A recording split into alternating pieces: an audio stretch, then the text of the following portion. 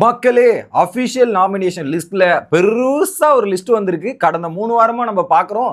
10க்கு மேற்பட்ட நபர்கள் தான் நாமினேஷன்ல வந்திருக்காங்க. அந்த வகையில இந்த வாரம் பல பேருக்கு பயம் வந்துருச்சு போல. ஏன்னா போன வாரம் என்னடானா பிரவீன்ராஜ், இந்த வாரம் என்னடானா திவாகர், என்னடா இது எதிர்பார்க்காத நபர்கள்லாம் வீட்டை விட்டு வெளியே போயிட்டு இருக்காங்க. நம்ம தப்பிக்கணும், நம்ம எஸ்கேப் ஆகணும்னா எல்லாரையும் போட்டு விடுன்ற மாதிரி நாமினேஷன்ல எல்லாரையும் போட்டு விட்டுருக்காங்க. அதுல 2-3 பேர் எஸ்கேப் ஆகியிருக்காங்க. யாரு என்னென்ன ஆயிருக்காங்க அப்படின்றது எல்லாத்தையுமே இந்த வீடியோல டீட்டெயிலா பார்க்க போறோம். வணக்கம் மக்களே, நேஷனல் உச்சில இருந்து உங்கள் மணிவண்ணன். சேனலுக்கு புதுசா இருந்தீங்கன்னா சப்ஸ்கிரைப் பண்ணிருங்க. வீடியோ பார்க்குற அனைவருமே மறக்காம லைக்கும் ஐப்பும் பண்ணீங்கன்னா வீடியோ பல பேருக்கு போய் சேரும். அந்த உதவியை நீங்க பண்ணுங்க அப்படின்றத கேட்டுக்கிறேன். இப்போ கண்டென்ட்டுக்குள்ள போயிடலாம். எனக்கு என்னமோ இந்த நாமினேஷன்ல கிட்டத்தட்ட 13 பேர் நாமினேஷன் ஆயிருக்காங்க. இந்த 13 பேர் நாமினேஷன் ஆகிறதுக்கான காரணம் என்னவா இருக்கும்ன்றது எனக்கு ஃபர்ஸ்ட் இனிஷியல் தாட் என்னவா இருந்துச்சுன்னா, பேசிக்கலி இந்த நாமினேஷன் வந்து பார்த்து போடுங்கன்றது போன வாரமே விஜேஎஸ் இன்ஸ்ட்ரக்ட் பண்ணிட்டாரு.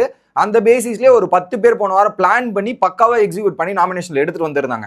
இப்போ பல பேருக்கு அவங்களுக்கு மேலே கேள்வி வந்துடும். ஒருவேளை நம்ம இந்த வாரம் போயிருவோமோ, டெட்லைன் இந்த வாரமா இருக்குமோன்ற மாதிரி எல்லா கண்டஸ்டன்ஸுக்கும் தோணும். 2 வாரமா அப்படிதான் நடந்திருக்கு. ஒரு பக்கம் திவாகரோட எவிக்ஷன் அன்எக்ஸ்பெக்டட், பிரவீனோட எவிக்ஷன் அன்எக்ஸ்பெக்டட்.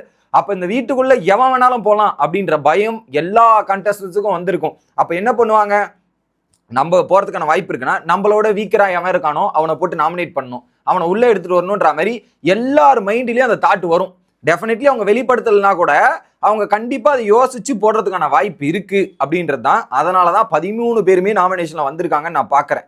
இதுல ஃபர்ஸ்ட் இதை 13 பேர் நாமினேஷன்ல வராங்கன்னா ஒன்னு குரூப்பிசம் நடந்திருக்கணும், இல்ல 3 பாசிபிலிட்டிஸ் தான் இருக்கு. மொதல் பாசிபிலிட்டிஸ், ஆல்ரெடி ஒரு குரூப் இருக்கு, அந்த குரூப்பிசம் நாமினேஷன் குரூப்பா டிஸ்கஸ் பண்ணி பக்காவா ஓட்டை ஸ்பிளிட் பண்ணணும்னு வெள்ளிக்கிழமையே பிளான் பண்ணிட்டாங்க. அதனுடைய வீடியோ வந்து நான் ஆல்ரெடி போட்டிருக்கேன். அதுல அவங்க பிளான் பண்ண மாதிரி அழகா போய் எக்ஸிக்யூட் பண்ணியிருப்பாங்க. மொதல் ஆப்ஷன். ரெண்டாவது என்னன்னா ஓப்பன் நாமினேஷன் நடந்திருக்கணும். ஓப்பன் நாமினேஷன்னா கிட்டத்தட்ட 2 ஓட்டா போட்டு எல்லாரையும் எடுத்துன்னு வர்றதுக்கான முயற்சி பண்ணியிருப்பாங்க. அப்படியும் சில பேர் மிஸ் ஆயிருக்காங்க. ரெண்டாவது ஆப்ஷன். மூணாவது, இல்ல பிக் பாஸ் வந்து அடிக்கடி ஒரு வேலையை பார்ப்பார்ல, இந்த சீசன்ல தான் ஒரு ஓட்டு கன்சிடரேஷன் எடுத்துட்டு வந்திருக்காருல. ஸோ அதுல ஓட்டு ஒரு நபருக்கு மட்டும் அதிகமான ஓட்டு போச்சுன்னா ஒரு ஓட்டு கன்சிடரேஷன் எடுத்துட்டு வந்தா இத்தனை பேர் வரதுக்கான வாய்ப்புகள் இருக்கு. இதுதான் 3 பாசிபிலிட்டிஸ். ஒன்னு அது வந்து பாத்தீங்கன்னா ஓப்பன் நாமினேஷனா இருக்கணும், ரெண்டாவது ஒரு ஓட்டு காம்பினேஷனா இருக்கணும், இல்ல பிளான் பண்ணி 2 ஓட்டா போட்டிருக்கணும். இதுதான் 3 பாசிபிலிட்டிஸ் இருக்கு. சரி, இப்போ அந்த நாமினேஷன் லிஸ்ட்டுக்குள்ள போயிருவோமே. கிட்டத்தட்ட ஃபர்ஸ்ட் 13 பேரா, அதுல ஃபர்ஸ்ட் யாரு அப்படின்றது பாத்தீங்கன்னா நம்ம பார்வதி அவர்கள். இந்த வாரம் வீக்கெண்ட்ல ரோஸ்ட் இதெல்லாம் இருக்கு. வீக்கெண்ட்ல ரோஸ்ட் வாங்கினவங்கள வழக்கமா நாமினேஷன்ல போறது உண்டு. ஸோ இதுல முதல்லயே பார்வதி நாமினேஷன்ல வந்திருக்காங்க. கண்டிப்பா அந்த ஆப்போசிட் டீம்ல இருந்து தான் போட்டிருப்பாங்க. அரோரா, அதுக்கப்புறம் கனி, இந்த மாதிரி சில ஆட்கள் இவங்க பண்ண பிஹேவியர்ஸும் சில விஷயங்கள் வந்து முரண்பாடா இருந்ததால பார்வதியை போட்டு நாமினேஷன்ல எடுத்துட்டு வந்திருப்பாங்க. ஒன்னு. ரெண்டாவது யாரு அப்படின்றது பாத்தீங்கன்னா, இவரை தான் நான் எதிர்பார்த்துட்டு இருந்தேன். எப்ப சார் நாமினேஷனுக்கு வருவீங்க அப்படின்றது எதிர்பார்த்துட்டு இருந்த பிரஜன் அவர்கள். அவர் பண்ற ஆட்டிடியூட விஜய் சேதுபதியும் கேட்க மாட்டேங்கிறாரு, கண்டுக்க மாட்டேங்கிறாரு. ஆனா வீட்டுக்குள்ள வந்து அவர் வந்து ஒரு பயங்கரமான ஒரு ஆட்டிடியூடோட திமிரோட சுத்திட்டு இருந்தார்ல. இந்த வாரம் அவருடைய திமிரை அடக்க வேண்டிய நேரம் வந்துருச்சு மக்களே. அதை பார்த்து சிறப்பா பண்ணி விட்டீங்கன்னா நல்லா இருக்கும். ஏன்னா ஒருத்தரோட ஹெல்த்தை வச்சு கேம் பிளே பண்றது, அவருடைய கேரக்டர் ரொம்ப மோசமா ப்ரொஜெக்ட் பண்ணி அசிங்கப்படுத்துறது, இந்த மாதிரி வேலை பார்க்கறவர் தான் இவரு. அது எந்த இடத்துலயுமே மற்றவங்களுக்காவது வீக்கெண்ட்ல ரோஸ்ட் விழுது, இவர் ரோஸ்டே விழாம தப்பிக்கிறது நியாயமா அப்படின்ற மாதிரி தான் எனக்கு தோணுச்சு. இவரு அடுத்ததா பாத்தீங்கன்னா, ஹஸ்பண்ட் வந்தா ஒய்ஃபும் வரணும்ல, சாண்ட்ரா அவர்கள். சாண்ட்ராவை மட்டும் எப்படி விட்டு வச்சிருக்க முடியும்? ஸோ சாண்ட்ரா போன வாரமும் நாமினேஷன்ல இருந்தாங்க, இந்த வாரமும் நாமினேஷன் வந்திருக்காங்க. ஸோ அவங்கள வர வேண்டிய ஆள் தான். ஏன்னா போன வாரம் அவங்க பண்ண ஆக்டிவிட்டிஸும் அப்படிதான் இருந்தது. சாண்ட்ரா. அடுத்து திவ்யா அவர்கள். ஸோ அந்த பார்வதி கூட்டணியில் இருக்கிற எல்லாருமே உள்ள எடுத்துட்டு வந்திருக்காங்கன்னா பக்காவா போட்டிருக்காங்க நாமினேஷன். கண்டிப்பா அது ஓப்பன் நாமினேஷன் இருக்கிறதுக்கான பாசிபிலிட்டிஸ் தான். 2 கவுண்ட் பண்ணா கூட 13 கண்டஸ்டன்ஸ் இன்டூ 2னா 26 ஓட்டு வருது. Total count 32. ஸோ 16 கண்டஸ்டன்ஸா, ஒருத்தருக்கு 2 ஓட்டுனா 32 ஓட்டு வருது. ஸோ அங்க ஓட்டு வேஸ்டா போயிருக்கிறது ஒரு 6 ஓட்டு தான் வேஸ்டா போயிருக்கு. அப்போ 13 பேர் உள்ள எடுத்துன்னு வந்து அவங்களுக்கு சக்சஸ் தான். மோஸ்ட்லி ஓப்பன் நாமினேஷன் கரெக்டா பார்த்து கால்குலேஷன் பண்ணி திவ்யாவும் அடிச்சு தூக்கியிருக்காங்க. திவ்யாவோட பிஹேவியர் வந்து யாருக்கு பிடிக்கலன்னா விக்கல் விக்ரம், இன்னும் 2-3 பேருக்கு பிடிக்கல. ஸோ அதனால திவ்யா நாமினேஷன் வந்தாச்சு. அடுத்து போன வாரம் நாமினேஷன் இல்லாம தப்பிச்ச கமருதீன். நானும் கமருதீன் இந்த வாரம் நாமினேஷன் வரமாட்டேன்னு யோசிச்சுட்டு இருந்தேன். ஆனா கமருதீன் நாமினேஷன் பார்த்து போட்டிருக்காங்களே, இதுதான் ஷாக்கிங்கா இருக்கு. அது யார் போட்டாங்கன்னு தெரியல. ஆனா பக்காவா கமருதீன் உள்ள எடுத்துன்னு வந்து உட்கார வச்சிருக்காங்க. அடுத்தது வைல்டு கார்டான அமித். போன வாரம் எஸ்கேப் ஆயிட்டாரு. கிச்சன்ல ஒரு பிரச்சனையாச்சு. வெளியே ஒன்று. இந்த 2 பிரச்சனையை பேஸ் பண்ணி தான் அமித்தை உள்ள எடுத்துன்னு வந்திருப்பாங்கன்னு நினைக்கிறேன். போன வாரம் அவருக்கு பெருசா நெகட்டிவ்ஸ்லாம் இல்லை, பட் அமித்தையும் டார்கெட் பண்ணி உள்ள எடுத்துட்டு வந்தாங்க. அமித்தும் கொஞ்சம் டவுட் தானோ இந்த வாரம் அப்படின்ற மாதிரி எனக்கு என்னமோ டவுட்ல இருக்க மாதிரி இருக்கு. பார்ப்போம். அடுத்து வேற யார் அப்படின்றது பாத்தீங்கன்னா கனி அவர்கள். போன வாரமே டேஞ்சர் ஜோன்ல இருந்து அப்படியே தப்பிச்சிட்டாங்க, நூலில எஸ்கேப் ஆனாங்க கனி. இது வந்து முழுக்க முழுக்க இந்த ஒரு கேங் இருக்குல்ல, இந்த கேங்கோட திட்டமிடல தான் கனி வந்து சிக்கியிருப்பாங்க. அடுத்து சபரிக்கு வீக்கெண்ட்ல ரோஸ்ட் இந்த மாதிரிலாம் பண்றீங்க சபரி. கபரி கேப்டனா ஃபெயிலியர் ஆயிட்டாரு, நிறைய விஷயங்கள் அவர் ஒழுங்கா பண்ணலன்ற மாதிரி ஏகப்பட்ட விஷயங்கள் அட்ரஸ் பண்ணப்பட்டது. அதனால சபரி அவர்கள். அடுத்து விக்ரம் அந்த பாடி லாங்குவேஜும் அந்த சில ஆக்டிவிட்டிஸ் பண்றது வந்து வீட்டுக்குள்ள நிறைய பேருக்கு முரண்பாடா இருக்கு.